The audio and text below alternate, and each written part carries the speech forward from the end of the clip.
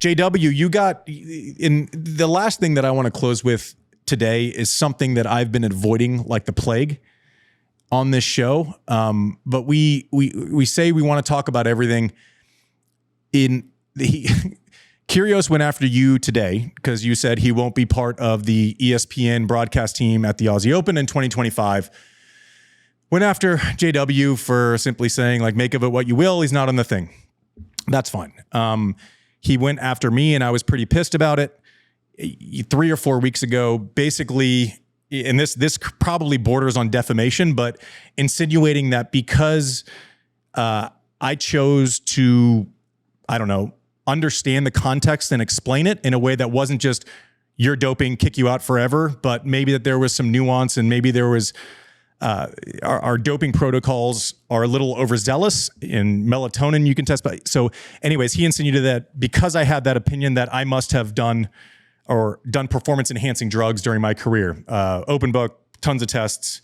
So basically, if you test positive, you should be banned forever. And if you never fail to test, you also have done drugs. That pissed me off. I decided to lay off because it's this weird thing where he wants the likes, right? At this point, he's a tennis influencer, right? He lives for likes. He lives in the comments section.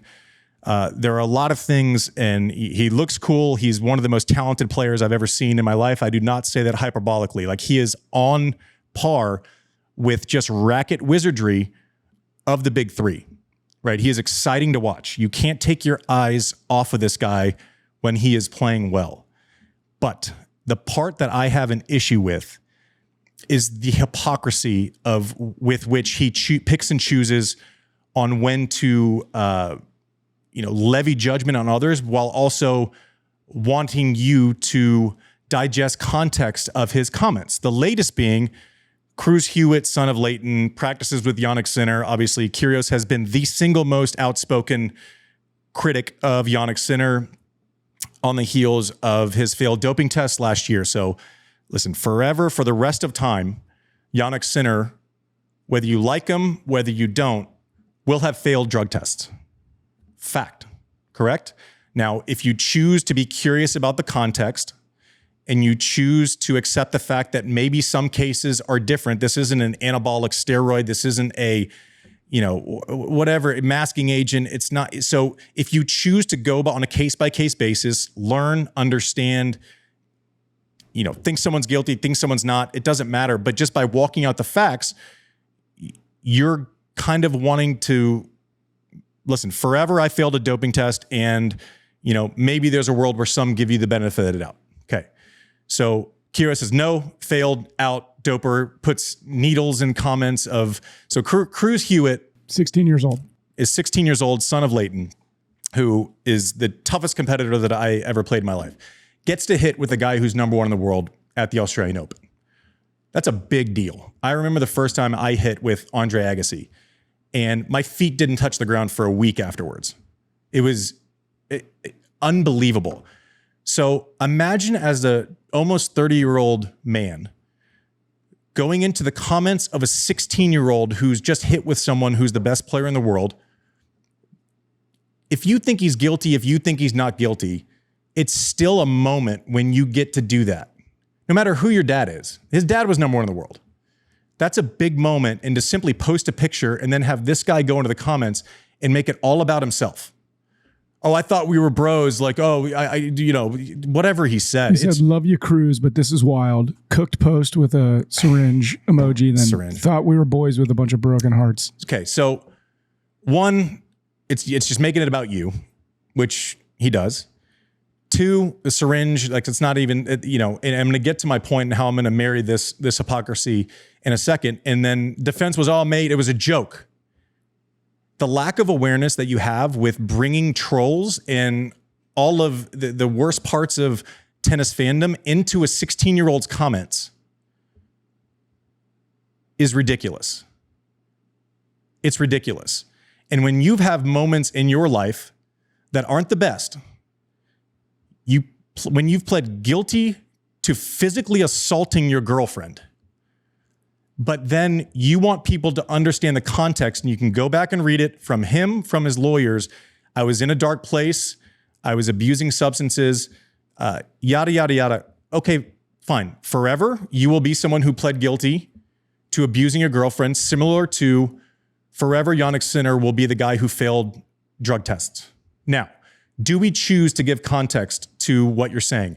Now, I don't know. Like, I still think there's no point in any moment in my life where I would cross that barrier, but you wanted people to understand your moment in time in life that didn't make this acceptable, but at least maybe say, this isn't who I am. This isn't what I do. I'm not an abuser, even though I'm guilty of abuse. Even though I pled guilty of abuse. Okay. So then you have this long, and it's all documented. You can Google all of this. You have this thing where it's like, I was, with the internet and the abuse I took on it, I had real mental issues with it, with the bullying online and the media coming for me and all this stuff. And yet, what are you doing? There's not a moment that goes by in the comment section of Swiatek, Sinner, accusing me of using steroids. And yet you want people to understand that you were in a dark place because of online bullying. It's just hypocritical. It's purely hypocritical. Did you catch? I mean, I think there was a larger discussion about how do we handle this. I mean, some people are saying to me, well, the ATP should fine him. Part of me is like, no. We should just not be talking about this. This is someone who is desperate for attention. Why are we mollifying this? Why are we even bringing up, this is a guy who hasn't won a singles match in more than a year. Why are we even talking about this? At the same time, it's so harmful. I don't know. Did you catch when he was finally asked, enough with the needle emoji and enough of the wink wink and the sophomoric jokes, he was asked about Sinner. And he said, again, I don't have this in front of me, but go look it up. I mean, he basically said, well, the guy was stripped of his prize money and his points. And you want to say, well, that's just the protocol. That has nothing to do with guilt or innocence. That's the protocol you signed up for. That would happen no matter what. And then he mentioned WADA. And you want to say, well, WADA doesn't that's like saying I didn't, that's like saying I didn't have any fundamental misunderstanding. Though. I didn't get any jail time because I did nothing wrong. Exactly. I mean, no, but you did something wrong. You just you did something wrong. Beyond the needles and the emojis, he demonstrated such a fundamental lack of understanding of the facts. It makes you think this is not a good faith effort. He's the great hero who's going to finally be the truth teller who talks about how corrupt the sport is. That's not what this is. This is just a personal vendetta. There is a woman involved here where there was who also happens to be a player. Bear in mind, too, that Jannik Sinner, who he has relentlessly been bullying for months and months and hasn't responded, is also, coached by a colleague at ESPN. There's so much going on here, but it doesn't seem to have anything to do with bona fide concerns about doping. This is all just a personal vindictive attack against another player. And there's a part of me that says we just need to ignore this and not feed the troll. And there's another part of me that says, you stand up to bullies. And this is just plain and simple bullying. I mean, his explanation was so flawed. You're thinking, if you're going to attack a colleague who happens to be ranked number one, and again, coached by someone you work with, if you're going to attack that person, nail the facts. But he had this rudiment. I mean, he didn't even seem to understand the doping protocols and the context here to begin with, which kind of leads me to conclude this is all just a bad faith vendetta against a player who's now dating a former girlfriend and nothing more. The hypocrisy doesn't die because we've gone through the things that he's said, done, pled to, and still gets hired. Right. And I know you can relate because there was a big headline about you getting temporarily suspended for something that is not even close to what he's done. Two players, it's not even close. So we just have to play by the same rules.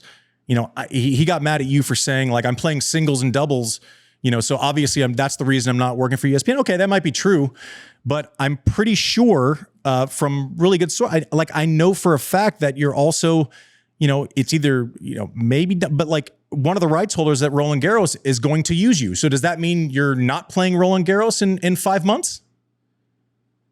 Little hypocritical. I don't know.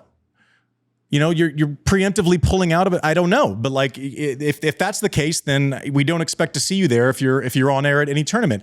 There is precedent for Chris Eubanks does it. Whether he gets to the quarters or loses first round, then he slides right into the booth. This is not crazy. Tons of players have done it. So it's not as if it's crazy to say that you're in the event, therefore you can't broadcast. That's not true. Right. No, I don't want to dwell on this. Just for the record, I was told that he would not be working for ESPN at the Australian Open. This is not a secret. You and I know there's how could there not be friction when Darren Cahill is one of the ESPN commentators and his player has been the subject of your bullying campaign for the last 100 days. I wrote to ESPN and asked for confirmation. They didn't give me a reason, but they said, yes, Nick won't be on the team. So as you say, it's not as though he can play, lose, and then as Wozniacki and Chris Eubanks and Bethany Maddox, a number of players do, they then pivot over to the broadcast booth. That won't be happening. Again, I went to ESPN for comment. They responded. I wrote what I knew, and he hit back, and that's fine. But this was not some drive-by note. I sort of did my due diligence here, and I don't know. He may appear on ESPN in the future, as you say. It looks like he's going to be on the Roland Garros team, and that's fine. But I reported what I knew, and I don't think we'll see him on ESPN during Australia, regardless of how he fares in singles and doubles. Yeah, and I mean, it's just, listen, the ATP can't do anything. He can say whatever he wants, and he will. I can respond the way I want. I haven't until now. I can pretty much guarantee you, I wouldn't have responded to my own personal stuff with him until the situation of putting syringes in the comments of a 16-year-old when he's just had a highlight of a practice with the number one player in the world. It's ridiculous. Now, what's too far for the people that might hire him for jobs in the future? They have to make their own case. People have not been hired for a lot less. I'll tell you that much right now. I just hate talking about this because I know this is going to go nuts, and then there's going to be a response, and there's this whole thing. And I was happy letting him solo shadow box in our little thing, much the same as Jannik Sinner is letting him, shadow box in the corner by himself in that feud. We'll see. It's just boorish. But I guess he responds to you. He comes at me. He goes into, if I'm Leighton Hewitt, I'm probably not happy about it either. Like your kid's trying to, playing in the Australian Open for the first time, and now there's this like whirlwind of negativity and press, and all you're trying to do is get your, 16. I wouldn't have been able to handle it, for sure. And, if there's anything about the Hewitts, they can probably handle anything. They're about as mentally tough as they come. I hate that we're even talking about it, but we do say we're going to lean into everything in tennis. This was the exception. This was the part where I was hypocritical because I avoided even saying his name at all. But at a certain point, it's a big enough story. This is what we do. We cover tennis. We have to lean in. The hypocrisy of it all just drives me crazy. Even past everything else. Any closing thoughts, JW? I just think we're all, and I know this deep inside the sport, everyone is wrestling with when do you say enough is enough and we need to confront the bully, and when do you just say this is a desperate plea for attention and why grant it? Nice to see him win some matches. I mean, the one thing, I guess we'll find out soon. We got a draw special. Yeah, coming up. The undeniable tennis talent is what also adds this sort of tinges us with sadness. This is someone who, should be in the conversation with, guys contending for majors and great players of our generation. Instead, we're talking about needle emojis. The whole thing is just sad. It doesn't reflect well, I don't think, on any of us. And I think we all just are wrestling with.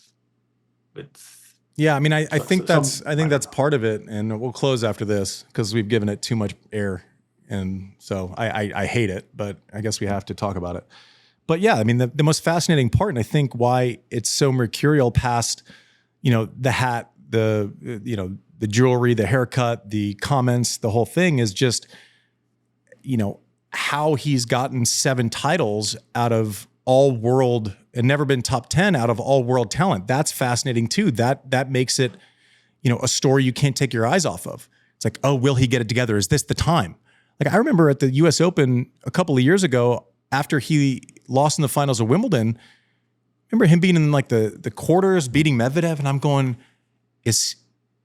I know better than to do this and to say this. And I was still wondering out loud, because he's that good. Is he the favorite to win this thing? Is he the favorite to win this thing? He wasn't. He lost the next round to Khachanov in 5, but that's how good he is. And I think that's what makes it so fascinating, is that I can't take my eyes off of him, but also it's like you're too good, too talented, too capable to be tweeting syringes and commenting on players' off-court lives and shadowboxing fights for clicks and likes. It's just, I don't know. I hate it. Listen, what we do know is that the attention will be there. If he gets rocking at the Australian Open, we can't stop watching. And it's not because of, I hope he knows that we're watching because of his artistry with a tennis racket and not because he inserts himself into dumb, stupid, petulant conversations. I can't take my eyes off of him because of the way he plays, not because of what he tweets.